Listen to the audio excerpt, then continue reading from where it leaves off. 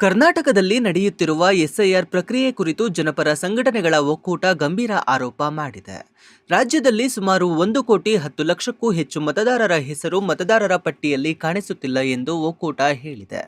ಅಂದರೆ ಪ್ರತಿ 5ರಲ್ಲಿ ಒಬ್ಬ ಮತದಾರ ತನ್ನ ಮತದಾನದ ಹಕ್ಕು ಕಳೆದುಕೊಳ್ಳುವ ಅಪಾಯದಲ್ಲಿದ್ದಾರೆ ಎಂದು ಆರೋಪಿಸಿದ್ದಾರೆ. ಕರ್ನಾಟಕ ಪ್ರಜಾತಾಂತ್ರಿಕ ಕರ್ನಾಟಕವಾಗಿ ಉಳಿಯುತ್ತಾ ಇಲ್ವಾ ಅನ್ನುವಂತಹ ಒಂದು ಅಪಾಯದ ಅಂಚಿಗೆ ಬಂದು ಇದು ತಲುಪಿದೆ. ಇದು ಹುಡುಗಾಟಿಕೆ ಪ್ರಶ್ನೆ ಅಲ್ಲ, ಇದು ಬಹಳ ಗಂಭೀರ ಪ್ರಶ್ನೆ. ನಿನ್ನೆ ಎಲೆಕ್ಷನ್ ಕಮಿಷನ್ ಕೊಟ್ಟಿರುವಂತಹ ನಂಬರ್ಸು ಆಘಾತಕಾರಿಯಾಗಿದ್ದಾವೆ. ಕರ್ನಾಟಕದಲ್ಲಿ SIR ಬಿಹಾರ ಬಂಗಾಳಗಳನ್ನು ದಾಟಿ ಅದಕ್ಕಿಂತ ಬಹಳ ಘೋರವಾದಂತಹ ಅನಾಹುತಗಳನ್ನು ಮಾಡುವಂಥದ್ದು ಬಹಳ ನಿಚ್ಚಳವಾಗಿ ಸ್ಪಷ್ಟವಾಗಿ ಕಾಣ್ತಾ ಇದೆ. 1,10,00,000 ಸಣ್ಣ ನಂಬರ್ ಅಲ್ಲ ಇದು. 1,10,00,000 ಜನ ಡಿಲೀಟ್ ನಂಬರ್ ಅಲ್ಲಿದ್ದಾರೆ. ಆದ್ರೆ ಇಷ್ಟು ಜನ ಮಾತ್ರ ಅಲ್ಲ ಡಿಲೀಟ್, ಇದಲ್ಲದೇನು ಕೂಡ ಅನ್ಮ್ಯಾಪಿಂಗ್ ಅಂತ ಹೇಳಿರುವಂತದ್ದು 34 ಲಕ್ಷ ಇದೆ. ಇದಲ್ಲದೇನು ಕೂಡ ಫಾರ್ಮ್ಸ್ ಸರಿಯಾಗಿ ತುಂಬಿಲ್ಲ ಅನ್ನುವಂತಹ ಮಿಸ್ಟೇಕ್ಸ್ ಇಂದ ಬರುವಂತದ್ದು ಅದು ತುಂಬಾ ದೊಡ್ಡ ಪಟ್ಟಿ ಬರುತ್ತದು, ಅದೆಷ್ಟು ಬರುತ್ತೋ ಗೊತ್ತಿಲ್ಲ. ಇದಲ್ಲದೆ ಲಾಜಿಕಲ್ ಡಿಸ್ಕ್ರಿಪೆನ್ಸಿ ಅನ್ನುವಂಥದ್ದು ಇನ್ನೊಂದು ದೊಡ್ಡ ಗಂಡಾಂತರ ಕಾದಿದೆ. ಲಾಜಿಕಲ್ ಡಿಸ್ಕ್ರಿಪೆನ್ಸಿ ಅನ್ನುವಂಥದ್ದು ಪ್ರತಿಯೊಂದು BLOಗಳ ಆಪ್ ಅಲ್ಲಿ ಆಲ್ರೆಡಿ ಹಾಕಲಾಗಿದೆ. ಬಂಗಾಳದಲ್ಲಿ ಇಷ್ಟು ಗಲಾಟೆಗೆ ಕಾರಣ ಆಗಿದ್ದು ಲಾಜಿಕಲ್ ಡಿಸ್ಕ್ರಿಪೆನ್ಸಿನೇ.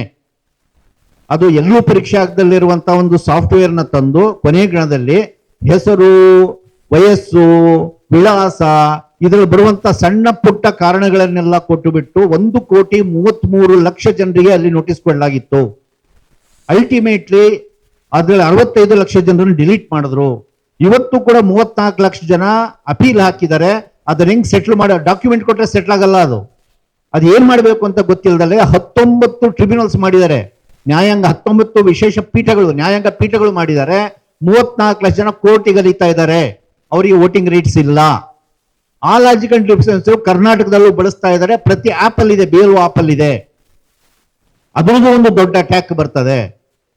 ಸೊ ಕನಿಷ್ಠ ಪಕ್ಷ ಏನಿಲ್ಲ ಅಂದ್ರೂ 1,10,00,000 ಜನ ಡಿಲೀಟ್ ಆಗಿರೋದು ಮಾತ್ರ ಅಲ್ಲ, ಕನಿಷ್ಠ 1 ಕೋಟಿ ಜನರಿಗೆ ನೋಟಿಸ್ ಬರ್ತದೆ. ಆ ನೋಟಿಸ್ಗೆ ಬೇಕಾಗಿರುವಂತಹ ಡಾಕ್ಯುಮೆಂಟ್ಸ್ ನ ಒದಗಿಸೋದು ಅಷ್ಟು ಸುಲಭವಾದ ಪ್ರಶ್ನೆ ಅಲ್ಲ. ಅದು ಕೂಡ ಒಂದೇ ತಿಂಗಳೊಳಗೆ. ನಿಮ್ಗೆ ಇದನ್ನೆಲ್ಲ ತಿಳಿಸೋದಕ್ಕೆ 10 ದಿವಸ, ಉಳಿಯೋದು 15-20 ದಿವಸ. 15-20 ದಿವಸದಲ್ಲಿ ಮತ್ತೆ 2 ಕೋಟಿ ಜನ ಅಬ್ಜೆಕ್ಷನ್ ಅಪ್ಲೈ ಹಾಕಬೇಕು ಅಥವಾ ಒಂದು ಡಾಕ್ಯುಮೆಂಟ್ಸ್ ತಂದು ಸಲ್ಲಿಸಬೇಕು. ಇವರೆಲ್ಲರೂ ಕೂಡ 2 ಕೋಟಿ ಜನ ಈಗ ಡಿಲೀಟ್ ಆದವರು ಕೂಡ ತಂದು ಮತ್ತೆ ಅವ್ರು ಹಾಕಬೇಕು, ನೋಟಿಸ್ ಹೋದವರು ಹಾಕಬೇಕು, 2 ಕೋಟಿ ಜನ ಹಾಕಬೇಕು. ಎಲ್ಲಿಂದ ತರ್ತೀರಾ ಡಾಕ್ಯುಮೆಂಟ್ಸ್? ಇದು ಒಂದು ಹುಚ್ಚಾಟ ನಡೀತಿದೆ ಕರ್ನಾಟಕದೊಳಗೆ. ಸೊ ಹಂಗಾಗಿ ಇದನ್ನ ಏನು ಅನ್ನುವಂತ ಒಂದು ಬಹಳ ದೊಡ್ಡ ಪ್ರಶ್ನೆ ಇದೆ. ಈ ಸಂದರ್ಭದಲ್ಲಿ ಎಲೆಕ್ಷನ್ ಕಮಿಷನ್ಗೆ ನಾವು ಒಂದು 3 ಪ್ರಶ್ನೆಗಳನ್ನ ಕೇಳ್ತಾ ಇದೀವಿ. ನೀವು 1,10,00,000 ಡಿಲೀಟ್ ಏನ್ ಮಾಡ್ತಾ ಇದ್ದೀರಿ? ಅದರಲ್ಲಿ ಆಬ್ಸೆಂಟ್ ಇದೆ, ಶಿಫ್ಟಿಂಗ್ ಇದೆ, ಡೆತ್ ಇದೆ, ಡೂಪ್ಲಿಕೇಟ್ ಇದೆ, ಅದರ್ ಇದೆ. ಡೆತ್ ಅಂಡ್ ಡೂಪ್ಲಿಕೇಟ್ ಹೆಚ್ಚು ಕಡಿಮೆ ಅಲ್ಲೂ ಕೆಲವು ತಪ್ಪಾಗ್ತವೆ, ಆದ್ರೆ ಹೆಚ್ಚು ಕಡಿಮೆ ಸರಿ ಇರ್ತವೆ ಡೆತ್ ಅಂಡ್ ಡೂಪ್ಲಿಕೇಟ್. ಆದ್ರೆ ಆಬ್ಸೆಂಟ್ ಮತ್ತು ಶಿಫ್ಟಿಂಗ್ ಏನಿದೆ ಅವೆರಡೂ ಸೇರಿ 15% ಗಿಂತ ಹೆಚ್ಚಿನ ಜನಸಂಖ್ಯೆ ಇದೆ. ಹತ್ತತ್ರ 1 ಕೋಟಿ ಅಷ್ಟೊಂದು ತಲುಪುತ್ತೆ ಆಬ್ಸೆಂಟ್ ಅಂಡ್ ಶಿಫ್ಟ್ ಆಗಿರುವಂತವ್ರು. ಈ ಆಬ್ಸೆಂಟ್ ಶಿಫ್ಟಿಂಗ್ ಅನ್ನೋರು ಯಾರು? ಸತ್ತವರಲ್ಲ ಇವರು ಜೀವಂತ ಜನ. ಇವ್ರು ಎಲ್ಲಿ ಹೋದ್ರು? BLOಗಳು ಬಂದಾಗ ಮನೆಯಲ್ಲಿ ಇರಲಿಲ್ಲ, ಅವ್ರು ಕೆಲ್ಸಕ್ಕೆ ಹೋಗಿದ್ರು, ಸಿಗಲಿಲ್ಲ, ಅವರು ಆಬ್ಸೆಂಟೀಸ್. ಅದು ಹೆಚ್ಚು ಕಡಿಮೆ 3% ಬರ್ತಾ ಇದೆ. ಇದಲ್ಲದೆ ಶಿಫ್ಟೆಡ್, ಬಾಡಿಗೆ ಮನೆಯಲ್ಲಿ ಇದ್ರು ಬೇರೆ ಮನೆಗೆ ಹೋಗಿದ್ದಾರೆ, ಈ ಊರಲ್ಲಿ ಕೆಲಸ ಇತ್ತು ಬೇರೆ ಕೆಲಸಕ್ಕೆ ಹೋಗಿದ್ದಾರೆ. ಮದುವೆ ಈ ಮನೆಯಲ್ಲಿ ಇದ್ರು ಮದುವೆ ಆಗಿ ಬೇರೆ ಮನೆಗೆ ಹೋಗಿದ್ದಾರೆ. ಅವ್ರು ಎಲ್ಲೂ ಹೋಗಿಲ್ಲ, ಜೀವಂತ ವೋಟರ್ಸೇ, ಜಾಗ ಬದಲಾಯಿಸಿದ್ದಾರೆ ಅಷ್ಟೇ. ನೀವು ದುಡಿಯಕ್ಕೆ ಹೋದವ್ರನ್ನ ಮನೆಯಲ್ಲಿ ಬೀಗ ಇಲ್ಲ, ಮತ್ತೆ ಇವರು ದುಡಿಯಕ್ಕೆ ಬೇರೆ ಕಡೆ ಹೋಗಿರುವಂತ ಜನರನ್ನ 1 ಕೋಟಿ ಜನ ಜೀವಂತ ಮತದಾರರನ್ನ ಡಿಲೀಟ್ ಪಟ್ಟಿಯಲ್ಲಿ ಹೆಂಗ್ ತರಿಸ್ತೀರಿ ನೀವು? ಡಿಲೀಟ್ ಪಟ್ಟಿಯಲ್ಲಿ ಸೇರ್ಸಕ್ಕೆ ಯಾವ ಅರ್ಹತೆನೂ ಇಲ್ಲ. ಡಿಲೀಟ್ ಯಾವಾಗ ಮಾಡಕ್ ಸಾಧ್ಯ? 3 ಕಾರಣ ಡಿಲೀಟ್ ಮಾಡಕ್ ಇರುವಂತದ್ದು: ಮತಿಭ್ರಮಣೆಗೊಂಡಿರಬೇಕು, ಅಥವಾ ಅವರು ಅಕ್ರಮ ವಲಸಿಗರಾಗಿರ್ಬೇಕು, ಬೇರೆ ವಿದೇಶರಾಗಿರ್ಬೇಕು, ಅಥವಾ ಕೋರ್ಟ್ ಅವರಿಗೆ ಆರ್ಡರ್ ಮಾಡಿ ಈ ಕಾರಣಕ್ಕೆ ಇವರು ವೋಟಿಂಗ್ ರೈಟ್ ನ ರದ್ದು ಮಾಡಬೇಕು ಅಂತ ಕೋರ್ಟ್ ಆರ್ಡರ್ ಆಗಿರ್ಬೇಕು.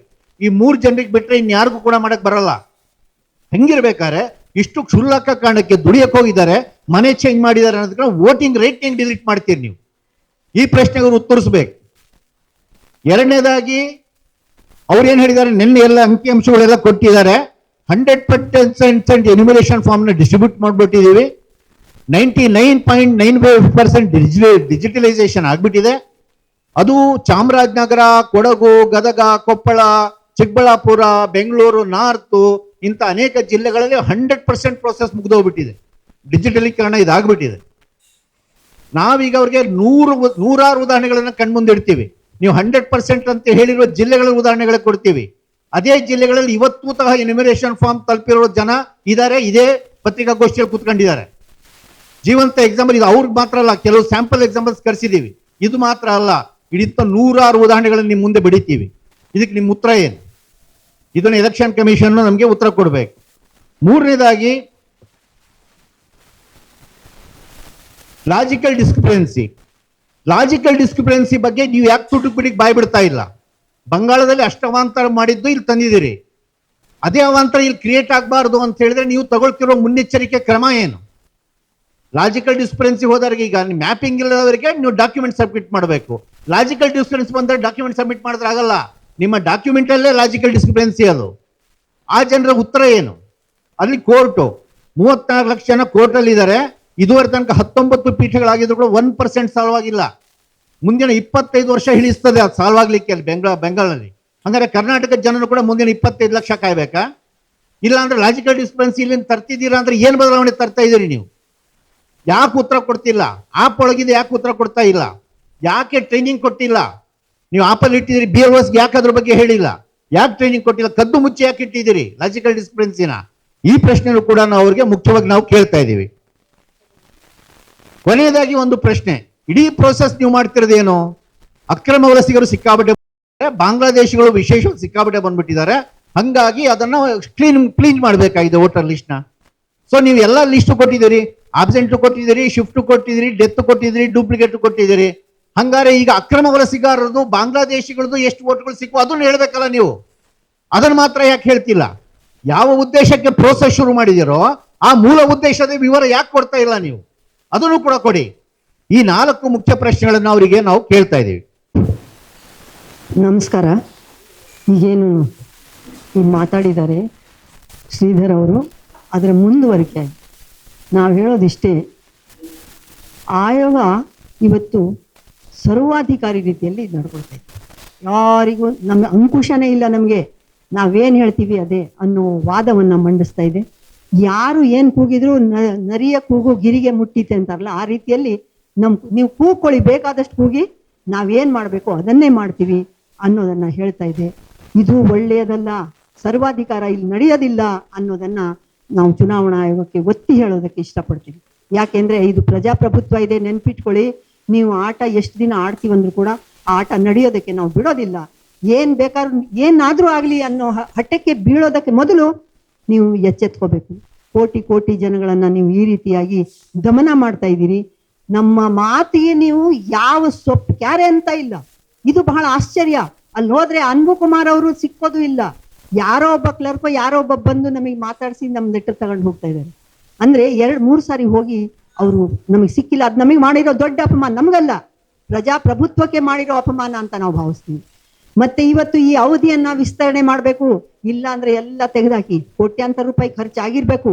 ಆದ್ರೂ ಕೂಡ ಈ ನಾವು ಡಿಲೀಟ್ ಮಾಡ್ತೀವಲ್ಲ ಒಂದು ಇದರಲ್ಲಿ ಮೊಬೈಲ್ನಲ್ಲಿ, ಆ ರೀತಿಯಾಗಿ ನೀವು ಮಾಡಿರೋ ಎಲ್ಲಾ ಇದನ್ನು ಕೂಡ ಡಿಲೀಟ್ ಮಾಡಿ ಮೊದಲಿನ ರೀತಿಯಲ್ಲೇ ಎಲ್ಲವೂ ಸರಳವಾಗಿ ಸುಲಭವಾಗಿ ಪ್ರತಿಯೊಬ್ಬನಿಗೂ ಮತದಾನ ಮಾಡೋ ಹಕ್ಕು ಬರೋ ರೀತಿಯಲ್ಲಿ ನೀವು ನಡ್ಕೋಬೇಕಾಗ್ತದೆ. ಅಲ್ಲಿ ತನಕನೂ ಕೂಡ ನಮ್ಮ ಹೋರಾಟ ನಡೆಯುತ್ತೆ. ಆದ್ರಿಂದ ನೀವು ಈ ರೀತಿಯಾಗಿ ಸರ್ವಾಧಿಕಾರ ಇಲ್ಲಿ ನಡೆಯೋದಿಲ್ಲ, ನಡೆಸಬೇಡಿ. ಈ ಅವಕಾಶವನ್ನ ನೀವೇನಾದ್ರು ಕೈ ಬಿಡದಿದ್ರೆ, ಈಗ ನಾವೇನ್ ಹೇಳ್ತಾ ಇದ್ದೀವಿ, ನಮ್ಮ ಬೇಡಿಕೆಗಳಿಗೆ 3 ಬೇಡಿಕೆ ಅವರು ಇಟ್ಟು, ಆ ಬೇಡಿಕೆಗಳನ್ನ ನೀವೇನಾದ್ರು ಈಡೇರಿಸದೇ ಇದ್ರೆ ಈ ಹೋರಾಟ ಮುಂದುವರಿಯುತ್ತೆ. ನಾವು ಮಾಡೋಕ್ ಬಿಡಲ್ಲ ನಿಮ್ಮನ್ನ. ನೀವು ಮುಂದೆ ಖಂಡಿತವಾಗಿ ಇನ್ನ ಬೇಕಾದ ಸಮಯ ಇದೆ. ಯಾಕೆ ನೀವು ಇದನ್ನ ನಮ್ಗೆ ಉತ್ತರ ಕೊಡ್ತಾ ಇದ್ದೀವಿ? ಹೊರಗ್ನವ್ರ ಪಟ್ಟಿ ತೋರಿಸಿ, ಯಾರು ಹೊರಗ್ನವ್ರು ಬಂದ್ರು ಅದನ್ನಾರು ತೋರಿಸಿ. ಅದು ಯೋಗ್ಯತೆ ಇಲ್ಲ ನಿಮ್ಗೆ. ಸರ್ಕಾರ, ಈ ಕರ್ನಾಟಕ ಸರ್ಕಾರ ಇದಕ್ಕೆ ಕಿವಿ ಹಿಂಡ್ಬೇಕಾಗುತ್ತದೆ. ನಾವು ಅಷ್ಟು ಕೂಗಾಡ್ತಾ ಇದ್ದೀವಿ, ಅವರು ಕೂಡ ಇದಕ್ಕಿಂತ ಜೋರಾಗಿ ಅವ್ರು ಮಾಡ್ತಿರೋ ಸಾಲದು. ಕರ್ನಾಟಕ ಸರ್ಕಾರ ಇವತ್ತು ಏನ್ ಇದ್ರ ಬಗ್ಗೆ ಕ್ರಮ ತಗೊಳ್ತಾ ಇದೆ ಅದು ಸಾಲದು. ಇದು ಬರೀ ಸರ್ಕಾರದ ಹಿತದೃಷ್ಟಿ ಅಲ್ಲ, ಇಡೀ ಸರ್ವ ಜನರ ಹಿತದೃಷ್ಟಿಯಿಂದ ನಾವು ಹೇಳ್ತಾ ಇದೀವಿ. ಬರೀ ಬಹಳ ಜನ ತಪ್ಪು ತಿಳ್ಕೊಂಡಿದ್ದಾರೆ, ಇದು ಸರ್ಕಾರಕ್ಕೆ ಅನುಕೂಲ ಮಾಡ್ಕೊಡೋದಕ್ಕೆ ಮಾಡ್ತಿದ್ದಾರೇನೋ, ಯಾವುದೋ ಪಕ್ಷಕ್ಕೆ ಮಾಡ್ತಿದ್ದಾರೇನೋ ಅಂತ ತಿಳ್ಕೊಂಡಿದ್ರೆ ಶುದ್ಧ ತಪ್ಪು. ಪ್ರತಿಯೊಬ್ಬ ಪ್ರಜೆಯ ಜೀವನಕ್ಕೆ ಸಂಬಂಧಪಟ್ಟಂತ ವಿಷಯ ಇದು. ನಮ್ಮ ಮುಂದಿನ ಬದುಕಿಗೆ ಸಂಬಂಧಪಟ್ಟಂತ ವಿಷಯ. ಆದ್ರಿಂದ ಇದನ್ನ ಈ ಚುನಾವಣಾ ಆಯೋಗ ಇದು ನಮ್ಮ ಬಗ್ಗೆ ಕಾಳಜಿ ವಹಿಸಬೇಕು. ಎಲೆಕ್ಷನ್ ಕಮಿಷನ್ ಅವರ ಡ್ರಾಫ್ಟ್ ಏನಿದೆ ಅಲ್ವಾ, ಅದರಲ್ಲಿ ಮೊದಲೇ ಹೇಳಿದ್ದೇನು ಗೊತ್ತಾ, ನುಸುಳುಕೋರರು ನಮ್ಮ ದೇಶದಲ್ಲಿ ಧಾರಾಳ ಸಂಖ್ಯೆಯಲ್ಲಿ ಬಂದಿದ್ದಾರೆ ಅಂತ ಹೇಳಿ. ಹೌದಾ? ಇವಾಗ ನಾವು ಡ್ರಾಫ್ಟ್ ನೋಡ್ತಾ ಇದ್ದೇವೆ, ಅವ್ರ ಪ್ರೆಸ್ ಕಾನ್ಫರೆನ್ಸ್ ನೋಡ್ತಾ ಇದ್ದೇವೆ ಮತ್ತು ಪ್ರೆಸ್ ರಿಲೀಸ್ ನಾವು ನೋಡ್ತಾ ಇದ್ದೇವೆ. ಇದು ಯಾರಿದು ನುಸುಳುಕೋರರು ಧಾರಾಳವಾಗಿ ಬರ್ತಾ ಇದ್ದಾರೆ ನಮ್ಮ ದೇಶದಲ್ಲಿ ಅಂತ ಹೇಳ್ತಾ ಇದ್ದಾರಲ್ಲ, ಕರ್ನಾಟಕದಲ್ಲಿ ಏನು ಅವರು ಅಂಕಿಅಂಶ ಕೊಡ್ತಾ ಇದ್ದಾರೆ ಸ್ವಲ್ಪ ನೋಡಿ. ಅಬ್ಸೆಂಟ್ ಯಾರಿದ್ದಾರೆ? ಎ. ಹೌದಾ? ಎಸ್ ಅಂದರೆ ಶಿಫ್ಟೆಡ್, ಡಿ ಅಂದರೆ ಡೆತ್, ಇನ್ನೊಂದು ಡಿ ಅಂದರೆ ಡುಪ್ಲಿಕೇಟ್ ಅಂತೆ, ಓ ಅಂದರೆ ಅದರ್ಸ್ ಅಂತೆ. ಮತ್ತೆ ಇದರಲ್ಲಿ ನುಸುಳುಕೋರು ಎಲ್ಲಿ ಹೋದ್ರು ಗೊತ್ತಾಗ್ತಾ ಇಲ್ಲ ಅಲ್ವಾ? ಆಯ್ತು, ಇವಾಗ ನೋಡಿ, ಕರ್ನಾಟಕ ರಾಜ್ಯದಲ್ಲಿ 1,10,00,000 ಜನರ ಹೆಸರನ್ನು ಡೆಲೀಟ್ ಮಾಡ್ತಾ ಇದ್ದಾರೆ. ಸ್ವಲ್ಪ ನಾವು ಬೆಂಗಳೂರು ಬಗ್ಗೆ ಚಿಂತನೆ ಮಾಡೋಣ. ಬೆಂಗಳೂರು ಇವಾಗ ವರ್ಲ್ಡ್ ಲೆವೆಲ್ ಒಂದು ದೊಡ್ಡ ಸಿಟಿ. ವರ್ಲ್ಡ್ ನಲ್ಲಿ ಯಾವುದೇ ಸಿಟಿಗೆ ಹೋಗಿ ಬೆಂಗಳೂರು ಅಂತ ಹೇಳಿದ್ರೆ ಜನರಲ್ ನೋಡ್ತಾ ಇದ್ದಾರೆ, ಹೌದಾ ಬೆಂಗಳೂರಾ ಅಂತ ಹೇಳಿ. ಹೌದಾ? ಖಂಡಿತವಾಗಿಯೂ. ಇವಾಗ ಏನಾಗ್ತಾ ಇದೆ, ಬೆಂಗಳೂರು ಸಿಟಿಯಲ್ಲಿ 50 ಲಕ್ಷ ಜನರ ವೋಟ್ ಎಲ್ಲ ಡೆಲೀಟ್ ಆಗ್ತಾ ಇದೆ. ನಮಗೆ ಆಶ್ಚರ್ಯ ಏನ್ ಅನಿಸ್ತಾ ಇದೆ ಗೊತ್ತಾ, ಹೋದ ಚುನಾವಣೆಯಲ್ಲಿ 2024 ಚುನಾವಣೆಯಲ್ಲಿ ಬೆಂಗಳೂರಿನಲ್ಲಿ ಇದ್ದಂತ 1,06,00,000 ವೋಟರ್ಸ್ ನಲ್ಲಿ, ಹೌದಾ, ಲಾಸ್ಟ್ ಚುನಾವಣೆಯಲ್ಲಿ 1,06,00,000, ಅದರಲ್ಲಿ ವೋಟ್ ಹಾಕಿದವರ ಸಂಖ್ಯೆ ಎಷ್ಟು? 60 ಲಕ್ಷ. 58 ಲಕ್ಷ, 58 ಲಕ್ಷ. ಹೌದು, ಇವಾಗ ಡೆಲಿಟ್ ಟೆಸ್ಟ್ ಆಗ್ತಾ ಇದ್ದಾರೆ, ಸ್ವಲ್ಪ ನೋಡಿ, 50 ಲಕ್ಷ ಅಂತೆ. ಏನಿದು ಆಶ್ಚರ್ಯಕರಣ? ಇಂಥ ಆಶ್ಚರ್ಯ ಆಗುವಂತ ರಿಸಲ್ಟ್ ಇದು ಎಲೆಕ್ಷನ್ ಕಮಿಷನ್ ಅವ್ರ ಕಡೆಯಿಂದ ಬಂದಿರುವಂತ ಇದು ರಿಸಲ್ಟ್. ಹಾಗಾಗಿ ಸ್ವಲ್ಪ ಗಮನ ಕೊಡಿ. ಬೆಂಗಳೂರಿಂದ ಜನರು ವಲಸೆ ಆಗ್ತಾ ಇದ್ದಾರಾ? ಬೇರೆ ಕಡೆ ಹೋಗ್ತಾ ಇದ್ದಾರಾ? ಶಿಫ್ಟ್ ಆಗ್ತಾ ಇದ್ದಾರಾ ಬೆಂಗಳೂರಿಂದ? ಅಥವಾ ಬೆಂಗಳೂರಿಗೆ ಬೇರೆ ಕಡೆಯಿಂದ ಬಂದು ಇಲ್ಲಿ ಶಿಫ್ಟ್ ಆಗ್ತಾ ಇದ್ದಾರೆ? ಇದು ಎಂತ ಆಶ್ಚರ್ಯ ಇದು! ಹಳ್ಳಿಗಳಿಂದ, ನಮ್ಮ ರಾಜ್ಯದ ಹಳ್ಳಿಗಳಿಂದ, ಮೂಲೆಗಳಿಂದ ಜನರೆಲ್ಲ ಬಂದು ಬೆಂಗಳೂರು ಶಿಫ್ಟ್ ಆಗ್ತಾ ಇದ್ದಾರೆ. ಇದು ಹೇಳುದು ಯಾವುದು? ತಮ್ಮ ಅಂಕಿಅಂಶಗಳು ಹೇಳ್ತಾ ಇದ್ದಾರೆ, ಬೆಂಗಳೂರಲ್ಲಿ ಬರ್ತಾ ಇದ್ದಾರೆ ಅಂತೇಳಿ. ಇವಾಗ ನಮ್ಮ ಎಲೆಕ್ಷನ್ ಕಮಿಷನ್ ಅವ್ರು ಏನ್ ಹೇಳ್ತಾರೆ ಗೊತ್ತಾ, ಬೆಂಗಳೂರಿಂದ ವೋಟರ್ಸ್ ಎಲ್ಲ ಹೋಗ್ತಾ ಇದ್ದಾರೆ. ಯಾವುದು ಸತ್ಯ ಸರ್ ಇದು? ಸ್ವಾಮಿ, ಯಾವುದು ಸತ್ಯ ಇದು? ಬರುವುದು ಸತ್ಯ, ಹೋಗುದು ಸತ್ಯ. ಇವಾಗ ತೋರಿಸ್ತಾ ಇದ್ದಾರಲ್ಲ, ಹೇಳ್ತಾ ಇದ್ರಿ, 50 ಲಕ್ಷ ಜನರ ವೋಟು ಇವಾಗ ಬೆಂಗಳೂರಿಂದ ಡೆಲೀಟ್ ಆಗ್ತಾ ಇದ್ದಾರೆ ಅಂತೇಳಿ. ಹಾಗಾದ್ರೆ ಜನರಲ್ಲಿ ಎಲ್ಲಿ ಹೋದ್ರು ಅವರು? ಡೆಲೀಟ್ ಆದರೆ ಸತ್ತು ಹೋದರಾ? ಎಲ್ಲಿ ಹೋದ್ರು ಅವರು? ಹಳ್ಳಿಗಳಿಗೆ ಹೋದರಾ? ಬೇರೆ ರಾಜ್ಯಕ್ಕೆ ಹೋದರ? ಅವರು ಎಲ್ಲಿ ಹೋದ್ರು ಗೊತ್ತಾಗ್ಬೇಕಲ್ಲ ಸರ್, ಅದು ಫೈಂಡ್ ಔಟ್ ಆಗ್ಬೇಕು ಅಲ್ಲ. ಒಂದು ವಿಚಿತ್ರ ಮಾತು ಹೇಳ್ತಾ ಇದ್ದೇನೆ. ಏನ್ ಹೇಳ್ತಾರೆ ಗೊತ್ತಾ? 100% ಎನ್ಯುಮರೇಷನ್ ಫಾರ್ಮ್ ನಾವು ಕಟ್ಟಾಯಿತು ಅಂತ ಹೇಳಿ. ಹೌದಾ? ಆದ್ರೆ ತಾವೇನು ಹೇಳ್ತಾ ಇದ್ರಲ್ಲ, 65 ಲ್ಯಾಕ್ ಜನರು ಪರ್ಮನೆಂಟ್ ಶಿಫ್ಟೆಡ್ ಅಂತ ಹೇಳಿ. ಹಾಗಾದ್ರೆ ಅವ್ರಿಗೆ 65 ಲ್ಯಾಕ್ ಜನರಿಗೆ ಫಾರ್ಮ್ ಸಿಗ್ಲಿಲ್ವಾ? ಸಿಗ್ಲಿಲ್ಲ ಅಂದ್ರೆ ನೀವು ಹೇಗೆ ಹೇಳ್ತಾ ಇದ್ದೀರಾ? ನೀವು 100% ಜನರಿಗೆ ನಾವು ಎನ್ಯುಮರೇಷನ್ ಫಾರ್ಮ್ ಕೊಟ್ಟಿದ್ದ ಅಂತೇಳಿ ನೀವು ಹೇಗೆ ಹೇಳ್ತಾ ಇದ್ದೀರಾ?